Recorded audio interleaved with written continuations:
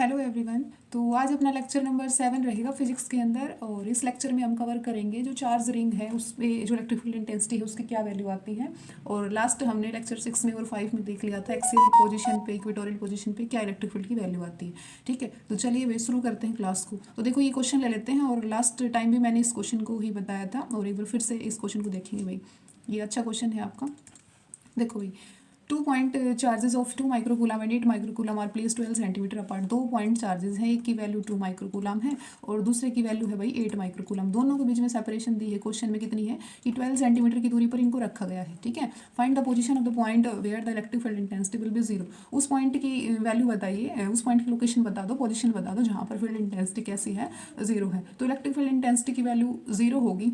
तो इसका मतलब इस फर्स्ट चार्ज की वजह से और जो सेकंड चार्ज की वजह से जो वैल्यू रहेंगी इलेक्ट्रिक फील्ड इंटेंसिटी की वो बराबर रहेंगी, तभी तो उनका इफेक्ट है वो ऑल ओवर कैंसिल हो जाएगा। अगर मान लेते हैं कि कोई पी पॉइंट है, यहाँ पर कोई पी पॉइंट है और यहाँ पर फील्ड इंटेंसिटी की वैल्यू कैसी है 0, तो ये पी पॉइंट इस चार्ज से कितना दूर है, मान लेते हैं कि एक्स डिस्टेंस पर ये रखा गया है। तो इस चार्ज से इसकी जो सेपरेशन है सेकंड वाले चार्ज से कितनी बच जाएगी भाई, ये बच जाएगी 12 माइनस एक्स, कुछ ऐसे करके बचेगी, है ना। अब E1 की वैल्यू निकाल लो और E2 की, और दोनों को क्या कर दो आप बराबर रख दीजिए। ठीक है, तो E1 की वैल्यू क्या होगी, K Q divide by R square होती है, क्योंकि पॉइंट चार्ज के कारण इलेक्ट्रिक फील्ड इंटेंसिटी क्या होती है, K Q divide by R square, है ना।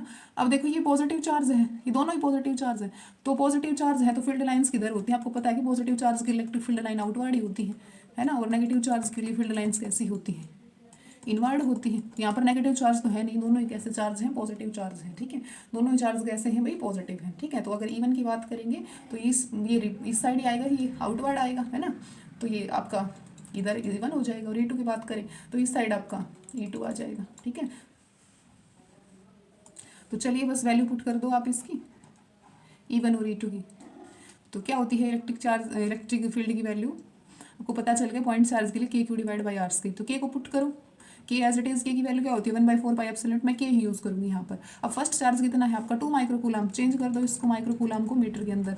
ठीक है, डिवाइड बाई सेपरेशन कितनी है, पी पॉइंट से इस चार्ज की सेपरेशन कितनी है भाई, पी पॉइंट पे फील्ड इंटेंसिटी कैसी है 0, तो पी पॉइंट से इस चार्ज की सेपरेशन कितनी है एक्स, तो क्या लेंगे एक्स का सेम ऐसे ही इस चार्ज की और पी पॉइंट के बीच की डिस्टेंस कितनी है 12 माइनस एक्स। तो क्या होगी electric field intensity K Q कितना होगा 8 माइक्रोकूलम, को भी चेंज करो 8 microcoulomb divide by are square, R कितना होगा 12 minus X whole square. Solve कर लो, ये वैल्यू कैंसिल हो जाएगी, के से के भी कैंसिल हो जाएगा। ठीक है, क्या बच जाएगा 2 बाई एक्स स्क्वायर, और ये किसके बराबर आ जाएगा 8/12 माइनस एक्स, इसका होल स्क्वायर, है ना। फर्दर आप आगे भी इसको सोल्व करो, फर्दर आगे सोल्व करेंगे तो क्या होगा, देखो 2 से भी ये वैल्यू, ये 2 है यहाँ पर, 2 से भी ये वाली वैल्यू 4 पे कैंसिल हो जाएगी ना, कितने पे 4 पे कैंसिल हो जाएगी। तो हम क्या लिख देंगे 1/x square is equal to, क्या लिख देंगे, चाहो तो इसको आप ऐसे भी लिख सकते हो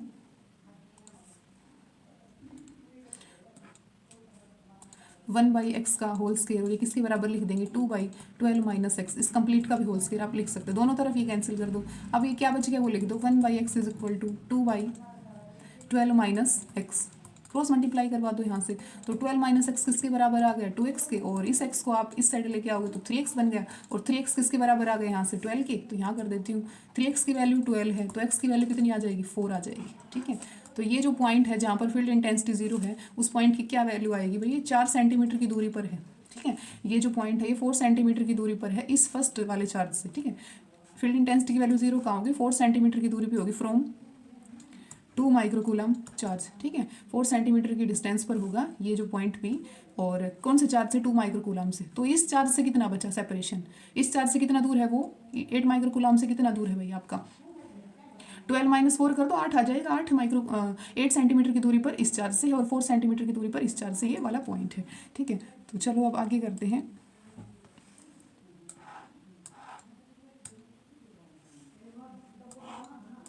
आगे अपना ये टॉपिक करेंगे इलेक्ट्रिक फील्ड इंटेंसिटी वाला। ठीक है, electric field intensity at A point on the axis of charge ring, charge ring के लिए निकालेंगे अब इलेक्ट्रिक फील्ड इंटेंसिटी। ठीक है, तो देखिए,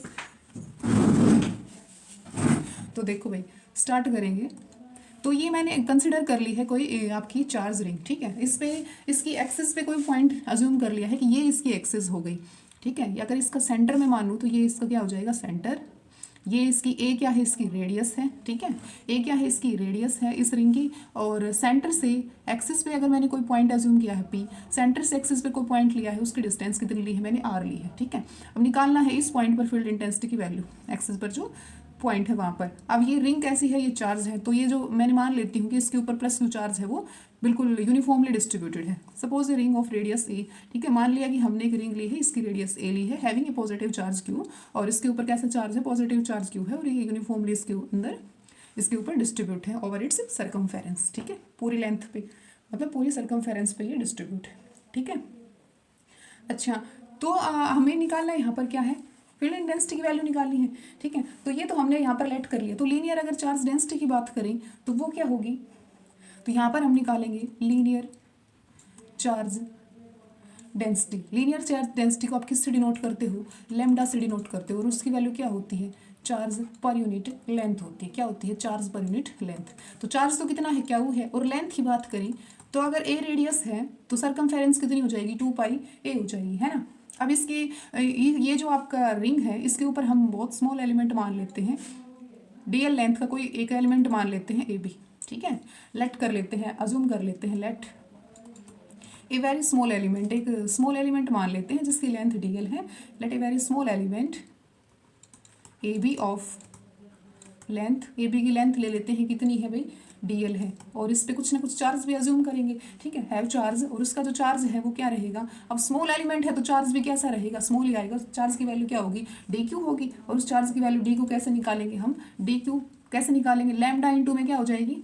अब चार्ज है, चार्ज की वैल्यू कैसे आती है, लीनियर चार्ज डेंसिटी को अगर लेंथ से मल्टीप्लाई कर दें तो क्या आ जाएगी आपकी, इस चार्ज की वैल्यू आ जाएगी ना, लैम्डा इंटू में क्या हो जाएगी, डीएल। अब लैम्डा की वैल्यू ये सब्स्टिट्यूट करवा दो आप, ठीक है, लैम्डा की वैल्यू ये सब्स्टिट्यूट करवाएंगे तो क्या हो जाएगा, Q divide by 2 pi A into में डीएल, ये आ जाएगी डी क्यू की वैल्यू, ठीक है।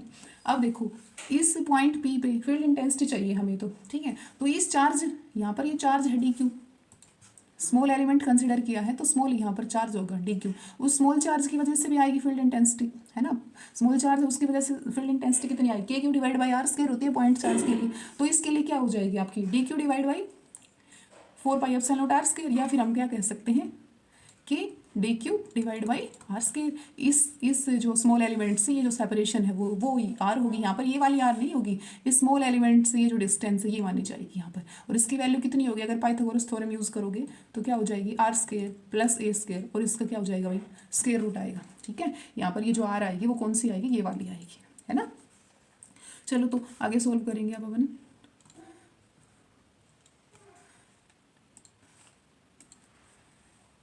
तो इलेक्ट्रिक फील्ड इंटेंसिटी की वैल्यू लिखेंगे अब हम,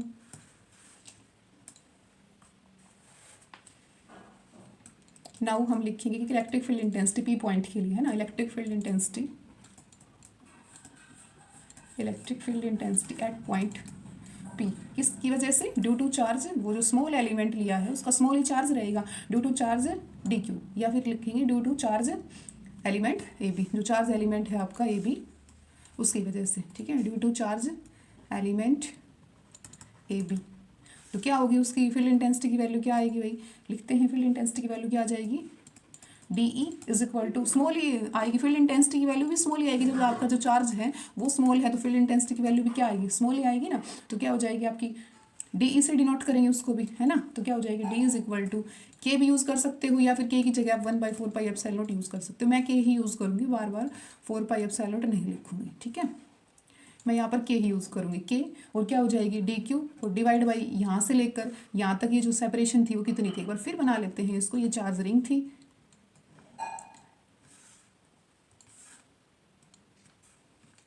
ये चार्ज रिंग थी आपकी, और ये इसका सेंटर था, ये इसकी रेडियस थी। यहाँ पर हम कह रहे थे कि प्लस क्यू चार्ज इस पर यूनिफॉर्मली डिस्ट्रीब्यूटेड है, और यहाँ पर कोई स्मॉल एलिमेंट हमने अज्यूम किया था ये भी, और उसका स्मॉल ही चार्ज रहेगा डी क्यू। इस डी क्यू की वजह से यहाँ पर एक्सिस पर कोई पॉइंट है, ये एक्सिस है ना, एक्सिस पर कोई पॉइंट है, वहाँ पर फील्ड इंटेंसिटी निकालनी थी, और ये डिस्टेंस कितनी आ गई थी, are square plus A square, और इसका रूट कुछ ऐसे करके हमने डायग्राम में यहाँ पर अज्यूम किया था, है ना। तो ये देखो, ये डिस्टेंस अगर कुछ पॉइंट मानना चाहो तो लिख सकते हो, अदरवाइज अगर सी पॉइंट कहें तो हम सी यूज़ कर सकते हो। तो ये डिस्टेंस कितनी रहेगी, सी और पी, तो आप चाहे तो सी पी का स्क्वायर कर दो, अदरवाइज आप डायरेक्ट भी ये वैल्यू यूज़ कर सकते हो, आर स्क्वायर प्लस ए स्क्वायर, ठीक है। तो कीजिए।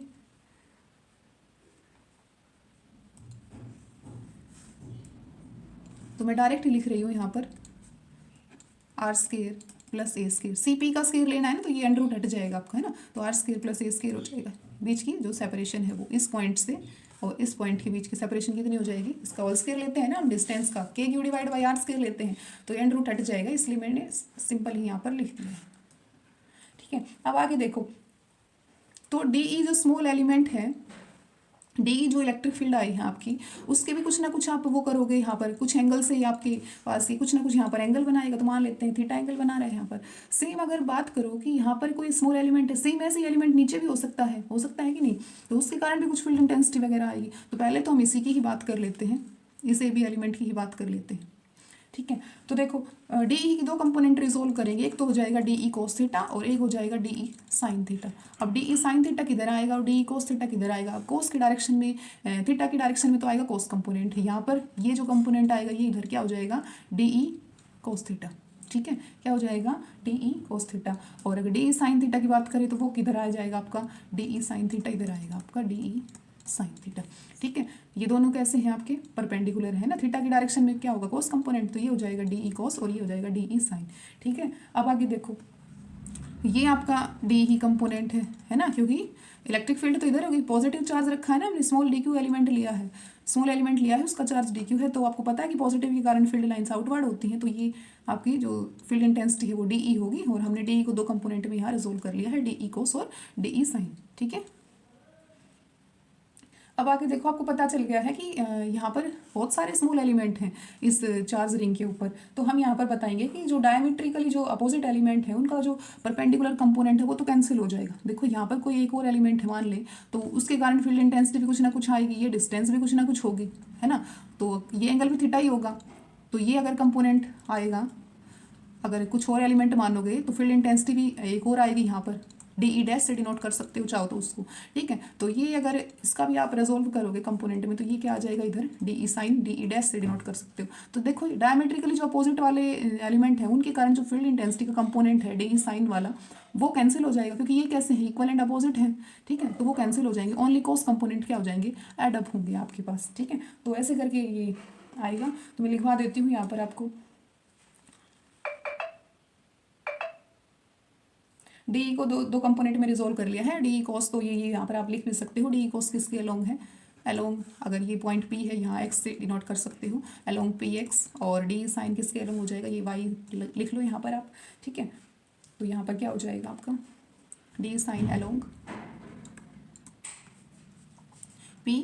पी वाई डैश, और ये पी वाई है, ये कैसे परपेंडिकुलर है, पी वाई जो है आपका ये कैसा है, perpendicular to the axis, axis के कैसा है भाई, ये परपेंडिकुलर है। ठीक है, ऐसा भी आप इसमें लिख सकते हो। ठीक है, एंड पी वाई है, ये क्या है, P Y is perpendicular to the axis, axis पे क्या है, पी वाई परपेंडिकुलर दिख भी रहा है हमें, ये परपेंडिकुलर कंपोनेंट है, ये कौन सा कंपोनेंट है आपका, कोस कंपोनेंट है। ठीक है, एक्सेल वाला कह सकते हो। ठीक है, अब आगे देखो, अब आगे यहाँ पर आप लिखोगे for a pair of diametrically, या फिर आप बोलोगे कि जो डायमीटर के ऊपर या फिर इसके अपोजिट कंपोनेंट है उसका इफेक्ट साइन वाला कैंसिल हो जाएगा, तो स्टेटमेंट में हम लिख लेंगे for a pair of diametrically opposite element of the loop, opposite element of the loop, opposite element है लूप का, वहाँ पर क्या होगा, जो कंपोनेंट है फील्ड इंटेंसिटी का वो क्या हो जाएगा, कैंसिल हो जाएगा, है ना। Components of electric field intensity, electric field perpendicular to the, हमें पता चल गया एक्सिस पे परपेंडिकुलर ये कंपोनेंट आएंगी और इनका जो इफेक्ट है ये क्या हो जाएगा, कैंसिल हो जाएगा। तो इसको राइट डाउन करके लिखवा रही हूँ मैं आपको, परपेंडिकुलर टू द एक्सिस, ये क्या हो जाएंगे, कैंसिल आउट हो जाएंगे, है ना। तो लिख देंगे हम विल कैंसिल आउट, और कौन से एडअप हो जाएंगे, और आपके जबकि आप लिखोगे कि वेयर एज कौन से कंपोनेंट जुड़ेंगे आपके पास, सिर्फ जो अलोंग वाले एक्सिस वाले कंपोनेंट क्या हो जाएंगे, कोस के जुड़ जाएंगे। ठीक है, whereas the component along the axis, whereas the component along the axis of the loop, ये क्या हो जाएंगे, ये एड अप हो जाएंगे, जुड़ जाएंगे। ठीक है, whereas the component of the axis of the loop will add up, वो क्या हो जाएंगे, जुड़ जाएंगे। ठीक है, तो ऐसे हमारे जो लूप है भाई वो बहुत सारे जो एलिमेंट से मिलके बनी है हमें पता है, तो साइन वाला कंपोनेंट देखो बहुत सारे एलिमेंट से छोटे छोटे से मिलके बन रही है ये जो हमारी लूप है, तो हमने तो दो ही मानने हैं ना यहाँ पर, तो साइन वाला कंपोनेंट कैंसिल हो जाएगा, हमने यहाँ पर ये बता दिया है। तो हमारी लूप तो बहुत सारे एलिमेंट से मिलके बन रही है, तो हम ऐसे लिख देंगे, आगे करते हैं, हम यहाँ पे लिख देंगे देयरफॉर जो डी साइन कंपोनेंट है वो भी तो बहुत ज़्यादा आएंगे ना, तो क्या ले लिया मैंने, समेशन ले लिया, ठीक है, summation of D sine theta वो क्या आ जाएगा 0, और जो आपका हैंस जो नेट और जो फील्ड इंटेंसिटी आएगी वो क्या आएगी, कोस कंपोनेंट के अलोंग ही आएगी, ठीक है, नेट जो या फिर रिजल्टेंट भी कह सकते हो, hence the electric field intensity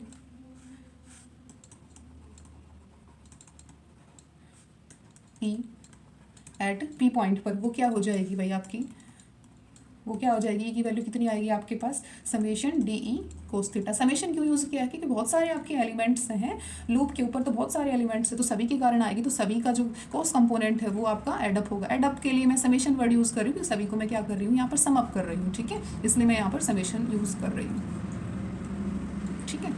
अच्छा, तो यहाँ पर आप रिजल्टेंट लिख सकते हो, हैंस द रिजल्टेंट, ये जो रिजल्टेंट ये आएगी फील्ड इंटेंसिटी इसका कोस कंपोनेंट की अलोंग आएगी, ठीक है। अब कोस की वैल्यू भी निकाल लो साथ साथ, कोस की वैल्यू क्या होती है भाई, कोस की वैल्यू क्या होती है, बेस डिवाइड बाई हाइपोटेन्यूज, है ना। अब बेस क्या है, एक बार फिर से एक बार जल्दी से इसको ड्रा कर लेते हैं, ऐसे करके थी आपकी ये जो कंपोनेंट, ये थीटा था और ये आपका क्या था, आर था, यहाँ से यहाँ तक की जो डिस्टेंस थी, और ये क्या था आर स्क्वायर प्लस ए स्क्वायर फिर इसका स्क्वायर रूट, और ये डिस्टेंस क्या थी आपकी ए थी, ठीक है। तो कोस क्या होता है, बेस डिवाइड बाई हाइपोटेन्यूज, तो बेस क्या होगा, ये होगा ना बेस आर, ठीक है। तो कोस की वैल्यू क्या आएगी, आर डिवाइड बाई हाइपोटेन्यूज की वैल्यू कितनी है, थीटा के सामने तो परपेंडिकुलर होता है, तो कोस में हमें बेस चाहिए, बेस बाई हाइपोटेन्यूज, बेस क्या होगा आर, और हाइपोटेन्यूज की वैल्यू क्या है आर स्क्वायर प्लस ए स्क्वायर इसका रूट। तो यहाँ पर पुट कर देंगे कोस की वैल्यू, और डी की वैल्यू हमने निकाली ही थी, तो सभी वैल्यूज को बस पुट कर दीजिए और आपका काम हो जाएगा। तो ई की वैल्यू क्या आ गई, लिख देते हैं, E equal to summation d की वैल्यू पुट करो सबसे पहले, तो डी की वैल्यू क्या थी, के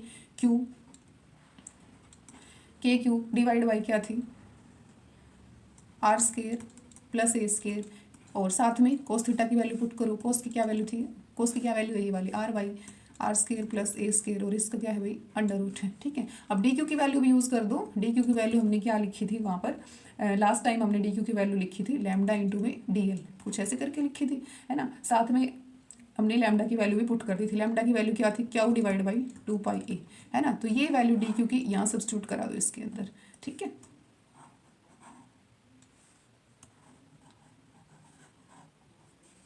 तो डी क्यू की वैल्यू कौन सी लेंगे, मैं यहाँ लिख देती हूँ, डी क्यू की वैल्यू हम यहाँ पर पुट कर रहे हैं, कौन से पुट कर रहे हैं, Q divide by 2 pi A into में डी एल, ये क्या है डी क्यू की वैल्यू है, ठीक है। ये हमने लास्ट पेज पे किया था डी क्यू की वैल्यू, और यहाँ हम इसको क्या कर देंगे, पुट कर देंगे। तो आगे सोल्व करते हैं।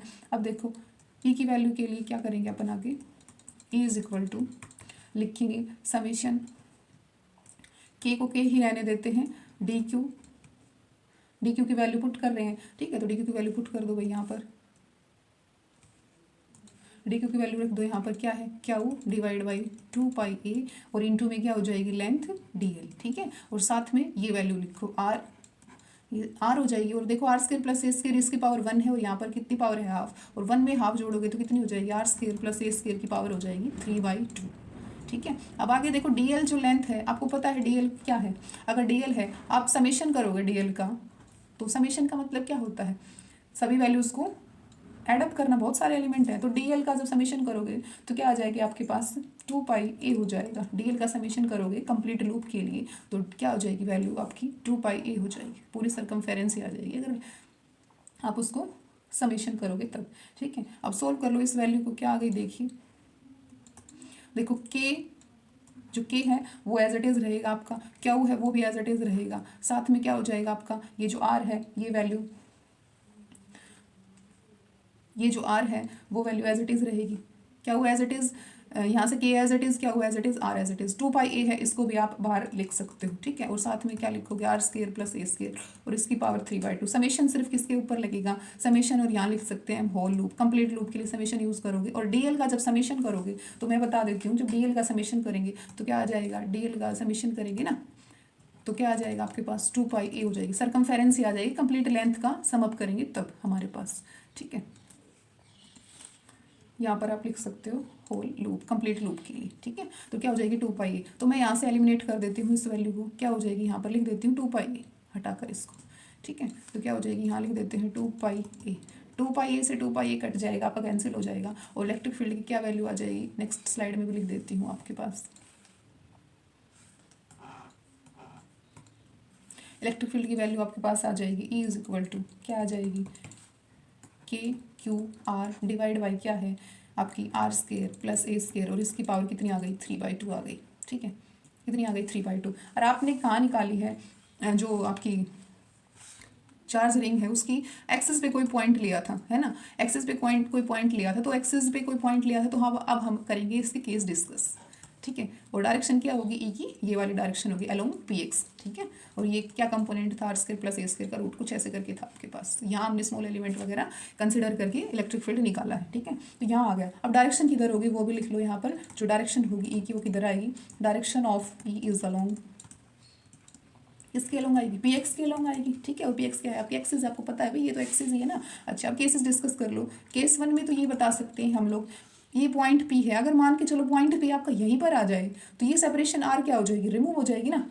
मान लो कि पॉइंट P है, ये जो एक्सिस ऑफ द लूप है ये यहीं पर ही आ जाएगा, तो R तो क्या हो जाएगी उस केस में, 0 हो जाएगी ना। तो हम लिख सकते हैं आपके पास व्हेन पॉइंट P, जब पॉइंट P कहाँ है, सेंटर पे ही आ जाए, है ना। When point P lies at the centre of the loop, loop के सेंटर पे ही आ जाए पॉइंट P, तो पॉइंट P भाई उठकर यहाँ ही आ गया, यहीं आ गया, इसका मतलब R तो क्या हो जाएगा उस केस में, 0 हो जाएगा ना। अब R 0 हो गया, तो देयरफॉर हम क्या लिख सकते हैं, जो इलेक्ट्रिक फील्ड की वैल्यू है, अब R 0 हो गया, इलेक्ट्रिक फील्ड भी क्या हो जाएगा भाई, 0 ही हो जाएगा, ठीक है ना। जब R 0 है तो इलेक्ट्रिक फील्ड R 0, तो इलेक्ट्रिक फील्ड कंप्लीटली क्या हो जाएगा, 0 हो जाएगा। तो सेंटर ऑफ लूप पे आपका जो इलेक्ट्रिक फील्ड है उसकी वैल्यू क्या हो जाती है, 0 हो जाती है। अब केस सेकंड में आप ये बता सकते हो, केस सेकंड में हम मान लेंगे कि जो R है वो बहुत ज़्यादा बड़ा है, ठीक है। तो केस सेकंड में हम क्या अज्यूम कर लेते हैं, व्हेन, जब आपका जो R है ये बहुत ही बड़ा है, R is very very greater than A, ठीक है। इसका मतलब क्या कहेंगे कि जो पॉइंट P है बहुत दूर है ना, पॉइंट P इस A से, ठीक है, ये जो A रेडियस है इस लूप की,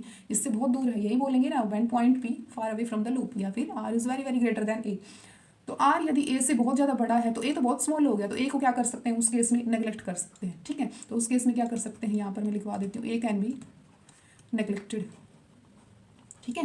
क्योंकि R बहुत ज़्यादा बड़ा है तो A भी क्या होगा, A का स्केयर बहुत स्मॉल होगा, तो A स्मॉल होगा तो A को भी हम यहाँ से हटा सकते हैं, ठीक है। तो यहाँ से इलेक्ट्रिक फील्ड की वैल्यू क्या आ जाएगी भाई आपके पास, यहाँ से इस टर्म में A को आप एलिमिनेट कर दो, नेग्लेक्ट कर दो, खत्म कर दो यहाँ पर, तो क्या आ जाएगी, Q और R को एज इट इज रहने दो, और R स्केयर, अब R को A को मैं यहाँ पर, ये जो A है इसको क्या करेंगे, यहाँ पर A को 0 पुट कर देंगे, मतलब हटा देंगे A को, तो क्या आ जाएगा R स्केयर, और इसकी पावर कितनी है 3/2, इस 2 से ये 2 कैंसिल हो जाएगा। तो इलेक्ट्रिक फील्ड की क्या वैल्यू आ गई, यहाँ से लिख देंगे KQR डिवाइड बाई क्या हो गई आपके पास, ये आ गई R की क्यूब, है ना। एक R से एक R कैंसिल हो जाएगा, तो इलेक्ट्रिक फील्ड की क्या वैल्यू आ जाएगी, KQ बाई R स्केयर, कुछ ऐसे ही आई है ना, KQ बाई R स्केयर, हाँ यही बनी है आपके पास भाई। देखो KQ, एक R कैंसिल हो गया तो R स्केयर बच गया। तो ये जो इलेक्ट्रिक फील्ड की वैल्यू है E की value KQ by R square, ये तो पॉइंट चार्ज के लिए होती है ना। तो आपको यहाँ से ये पता चल गया कि जो सर्कुलर लूप है, वो जो सर्कुलर लूप है, और जब हम उसका डेरिवेशन वगैरह करते हैं तो इलेक्ट्रिक फील्ड की वैल्यू ये आती है ना। तो सर्कुलर लूप है, अगर उसकी एक्सिस पे कोई पॉइंट लिया है और वो पॉइंट बहुत दूर है, ठीक है, point P is very far from the loop, ठीक है, तो R को हम बहुत ज़्यादा बड़ा कंसिडर कर रहे हैं, और जब हमने निकाला तो इलेक्ट्रिक फील्ड की क्या वैल्यू आ गई, KQ divide by R square. तो इसलिए हम ये बता सकते हैं, यहाँ से ये रिजल्ट निकल के आया कि जो इलेक्ट्रिक जो आपका चार्ज जो रिंग है वो किसकी तरह बिहेव कर रही है, एक पॉइंट चार्ज की तरह बिहेव कर रही है, क्योंकि पॉइंट चार्ज के लिए भी यही निकल के आया है डेरिवेशन आपका KQ divide by R square. और सर्कुलर लूप के लिए जब आपने केसेस डिस्कस किए हैं तब भी आपके पास यही वैल्यू आ रही है KQ divide by R square. तो हम यहाँ पर ये बता सकते हैं, हैंस हम यहाँ पर ये बता सकते हैं, हैंस ए सर्कुलर लूप, जो आपकी सर्कुलर लूप है वो किसकी तरह बिहेव करेगी, एक पॉइंट चार्ज के लिए, ठीक है। हैंस से वैसे भी आपसे पूछा जा सकता है, हैंस से circular loop of charge, circular loop है कुछ ना कुछ उसके ऊपर चार्ज है, तो वो किसकी तरह बिहेव करती है, behaves as a point charge. जो सर्कुलर लूप है वो किसकी तरह बिहेव कर रही है, पॉइंट चार्ज की तरह बिहेव कर रही है, ठीक है। सर्कुलर लूप ऑफ चार्ज क्यों behaves as a point charge, ठीक है। और ये कब बिहेव करती है, जब आपका जो पॉइंट P है, जब, या फिर आप कह सकते हो कि जो ऑब्जर्वेशन पॉइंट है, जब आपका पॉइंट P है, when the point P is at very large distance, वो बहुत ही दूर है। उस केस में तो ये डिस्कस, उसी केस में ही ये पॉइंट चार्ज की तरह बिहेव करेगी, अदरवाइज नहीं करेगी, ठीक है। Is at very large distance, कहाँ से, फ्रॉम द लूप, लूप से बहुत ही दूर है, ठीक है। तो ऐसे करके ये अपना डेरिवेशन था, और बाकी वही कल की क्लास में हम देखेंगे, कुछ क्वेश्चंस लेंगे और देन और बाकी देखेंगे कल की क्लास में।